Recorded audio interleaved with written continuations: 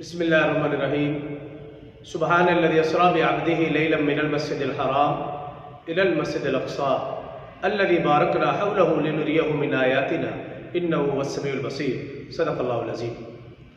محترم سامعین، رسول اللہ صلی اللہ علیہ وآلہ وسلم کو اللہ رب العزت نے دوسرا بڑا معجزہ معراج والا عطا فرمایا، اور یہ معجزہ اللہ رب العزت نے اپنے محبوب حضرت محمد مصطفیٰ صلی اللہ علیہ وآلہ وسلم کو کن حالات میں عطا فرمایا، ان حالات کی طرف آپ کی توجہ کروانا چاہتا ہوں۔ رسول اللہ صلی اللہ علیہ وآلہ وسلم کی ولادت باسعادت ہوئی، آپ کے والد کا سایہ نہ تھا۔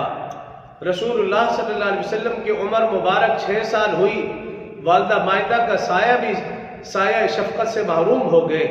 رسول اللہ صلی اللہ علیہ وسلم کی عمر مبارک 8 سال ہوئی، دادا جان بھی داغ مفارقت دے گئے۔ رسول اللہ صلی اللہ علیہ وسلم اس کے بعد حضرت ابو طالب کی زیر کفالت آئے۔ رسول اللہ صلی اللہ علیہ وسلم کی عمر مبارک جب 25 سال ہوئی، حضرت ابو طالب نے آپ کی شادی حضرت خدیجہ الکبریٰ رضی اللہ عنہا سے فرما دی۔ رسول اللہ صلی اللہ علیہ وسلم کی عمر مبارک 40 سال کے لگ بھگ ہوئی، حالات بالکل ٹھیک تھے، درست تھے۔ آپ کے خاندان والے، آپ کے رشتہ دار، کنبہ، قبیلہ، برادری سب آپ کے اوپر جان چھڑکنے والے تھے، خون دینے والے تھے، آپ سے محبت کرنے والے تھے۔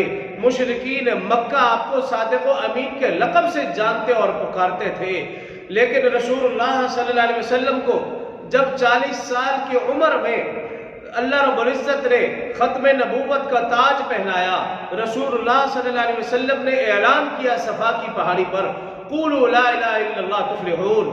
پھر کیا تھا؟ اپنے بیگانے ہو گئے، بیگانے دشمن ہو گئے۔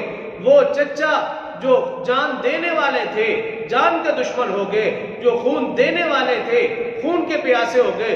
سارا زمانہ رسول اللہ صلی اللہ علیہ وسلم کا دشمن ہو گیا۔ پھر رسول اللہ صلی اللہ علیہ وسلم کی عمر مبارک 50 سال کے لگ بھگ ہوئی۔ رسول اللہ صلی اللہ علیہ وسلم کے چچا حضرت ابو طالب، آپ کی زوجہ محترمہ حضرت خدیجہ الکبریٰ رضی اللہ عنہا، دونوں کا وصال ہوا۔ رسول اللہ صلی اللہ علیہ وسلم اس سال کو عام الحزن کے نام سے پکارا کرتے تھے، غم کا سال۔ ان دونوں کی وفات کے بعد مشرکین مکہ کا رویہ مخالفانہ کی بجائے جارحانہ ہو گیا۔ رسول اللہ صلی اللہ علیہ وسلم پریشان رہنے لگے، غم زدہ رہنے لگے۔ مشرکین مکہ یہی موقع غنیمت سمجھتے ہوئے رسول اللہ صلی اللہ علیہ وسلم کو حق و صداقت کی آواز کو دبانے کی کوشش کی، لیکن اللہ رب العزت نے رسول اللہ صلی اللہ علیہ وسلم کو عرش عظیم پر اٹھایا اور معراج والا عظیم معجزہ نصیب فرمایا۔